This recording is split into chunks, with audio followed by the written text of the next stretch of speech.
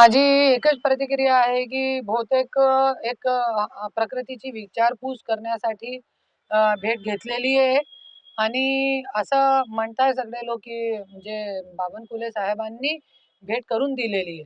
तो जरी प्रकृतीसाठी भेट करून दिली होती, तर याच्यामध्ये कोणाची दखल घेण्याचा अर्थ नाही होता. पण जसं की अगोदर बघितलेलं आपण हे 2 दिवसा अगोदर, की जसे जितेंद्र वाड भाऊ आणि सुरेश धस भाऊमध्ये ते वाद पेटलाय कोणत्या तो. आणि आज तुम्ही बघू शकता भेट घेतली. तो याच्यामध्ये एक होऊ शकते, की तोडा-फोडा आणि राजकारण करा. तो आज जसे सगळ्यांनी मुद्दा उचलून धरलेला आहे. सुरेश धस भाऊनी, अंजलीताई दमाने आणि मी स्वतः असे खूप काही लोक आहे, मनोज जरांगे भाऊ, असे सगळ्यांनी मुद्दा उचलून धरलेला आहे.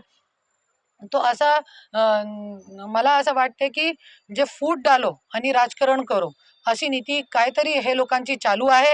एक-एक करून, एक-एक करून सगळ्यांना फोडणार आणि हे लोकांना असंच राज करत राहणार. हे भेटीनंतर बहुतेक भेटू शकते.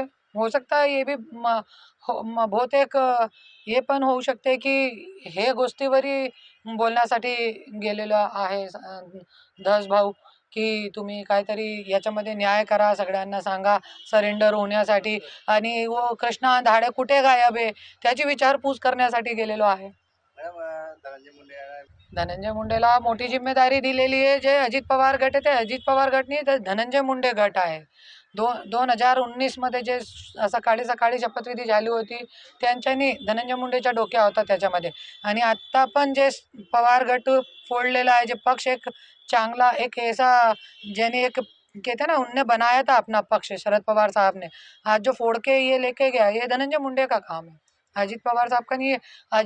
अजित दादा गट नाही आहे वो धनंजय मुंडे गट आहे. आणि ज्याच्यामध्ये काय करायचं आहे ते धनंजय मुंडेवरती, अजितदादावरती काही नाही आहे.